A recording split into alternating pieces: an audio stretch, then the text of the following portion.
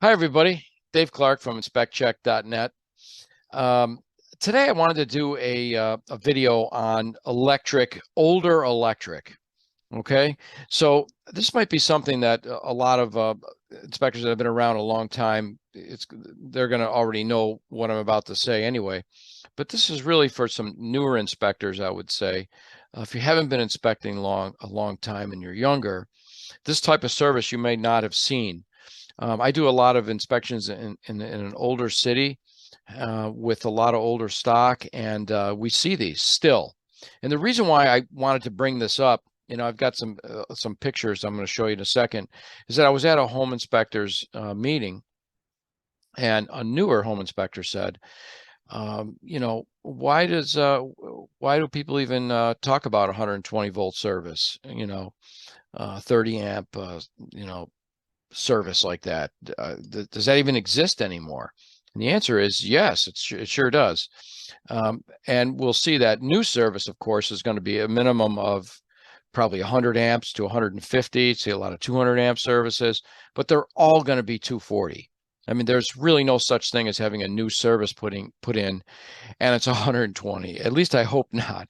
That could be a homeowner thing, but I don't think the electric company is going to allow for that. So for you newer inspectors, what about 120 volt service? Maybe you've not seen that and how to identify it. So I'm going to show you the first thing to look for. Let me share my screen with you. The first thing to look for is going to be outside.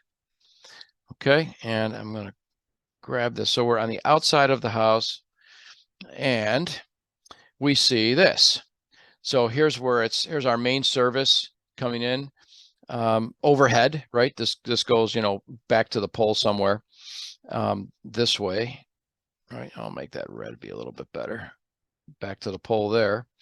And we see that we have, in this case, there's 3 conductors being fed because maybe that was replaced at one point, but there's some still old ones out there that are only 2. But anyway, here we go. So here's 1, right? And I'm just going to put a red on that one. And that's 120 volts right there. Here's our neutral right here. There's our second, because you got to have 2, right, to make a circuit, to make it. And it's going down this weatherhead's a disaster, waiting to happen. But look at this. Now, this is coming again from the electric company. This is just tied back, all right, just tied back there, and you can see it.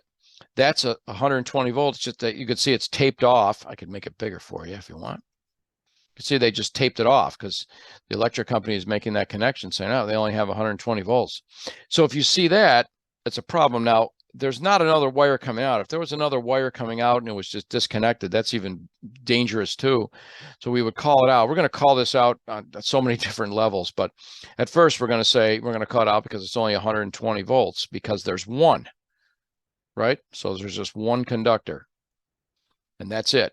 This is the neutral. That's not going to count. This is the one that's not connected. So we're going to say that that's 120 volts. The weatherhead definitely needs to be replaced. This is a rusty old conduit. So, I mean, at this point, we already know that the service is going to have to be updated. Hopefully they didn't update it, but I've seen that too, where they put in a circuit panel, breakers, and they've updated it and tried to get 240 volts out of 120. I have another video. I'll show you that one. That's an interesting one. Let me show you. Now we go down the basement and we go to the main service disconnect, and I'll make that bigger too. And there's what you got, my friends. There's the meter. It's inside. Another indication there's a problem. The meter should have been moved to the outside. Many municipalities require that when the service is updated, so we know we didn't update it. And you can see that they did update the meter because it's digital. I find interesting. So it's not that old of a meter, maybe. I don't know when they came out with digital. But look, here's our service disconnect. Our main service cable is right here coming in. See it? This lower corner. And then right here is our main service disconnect, right? Or our main. It's a 30 amp fuse. That's right. They're out there. And there's nothing more. That's it. You take this off and the service is gone. Okay, so let's look further over on that panel. And let me show you this. Okay, I'll make this bigger too. Same panel. I just blocked out the other ones, but same panel. Here's our main service cable coming in right here. Let me go to red. I like that better. Comes in over here. Here's our main service disconnect. Main service disconnect. This is a 2-unit house. This goes over. This is another main service disconnect right here. Okay. Cable or conductors come out, and here they are. There's only 2. And this lever switch, again, very dangerous. These are live, right? And that's going to turn off the power. Now, again, this is the main service disconnect. This is a secondary disconnect, a lever switch, we call it.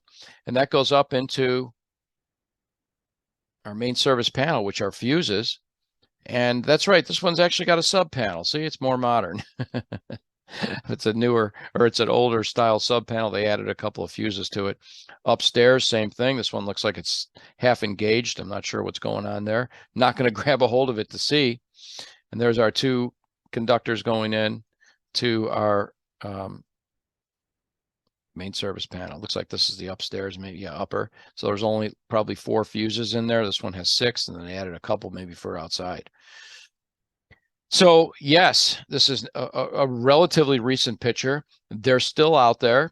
You know, your client's going to look at this. And I remember one time I was doing this inspection like this, and the homeowner was there, and he was an older guy, and he said, "I've never blown a fuse." And then I found out that, of course, all the fuses in here were 30 amp, which is also very dangerous. But this inspection, you could explain it to your client. My biggest thing with them would be, it has to be updated. You have to get a new main service cable coming in the house.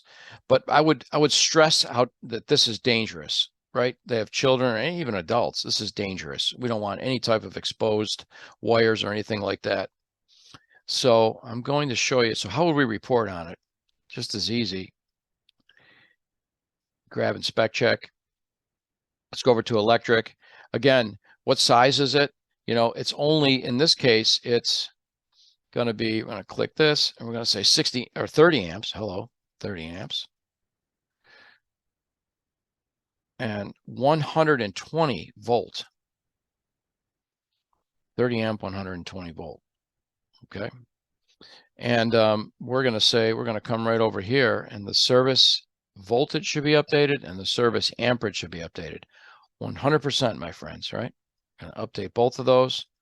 And the service is obsolete. Again, InspectCheck just automatically populates this. The service is obsolete by today's standards. Recommend evaluation and updating of this current service by a licensed electrician. Same thing here. Okay. I just want to go back here to our service supply. It's going to be for the main, right? And it's overhead, just real quick. The meter location in this case is in the basement, which should raise a flag.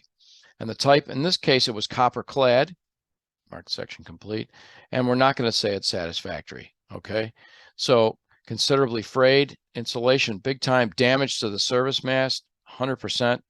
And this is gonna tell them that the cable should be replaced. It could be potentially dangerous condition. Could also cause water to enter the main service panel. Recommend evaluation and replacement. Absolutely, it's got to be replaced. Okay, weatherhead, I don't even know what that was, right? And our main service is coming in. Our main service disconnect is going to be adjacent or at the meter, which is okay. The type of disconnect in this case is a fuse.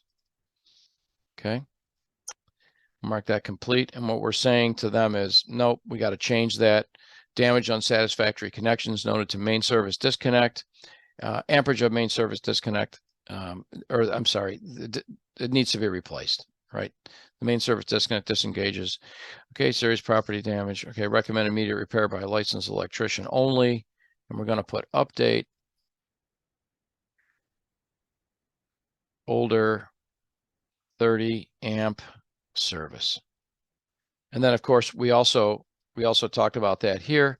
Service size, we told them 30 amp, 120 volt. I'll slide down, and we're saying the service amperage should be updated. The service voltage should be updated. We're going to go to service panels real quick. Basement is where it's located. There's 2 of them. And again, we don't need to write a book here. It's pretty obvious what's going on. Fuse, they're both fuses. Sub panel, there is one, and that's located in the basement. Okay. And the disconnects are all fuses. And what we're saying is we're going to come right down to our 4th column, which is necessary repair. And we're going to put that the service panel should be updated.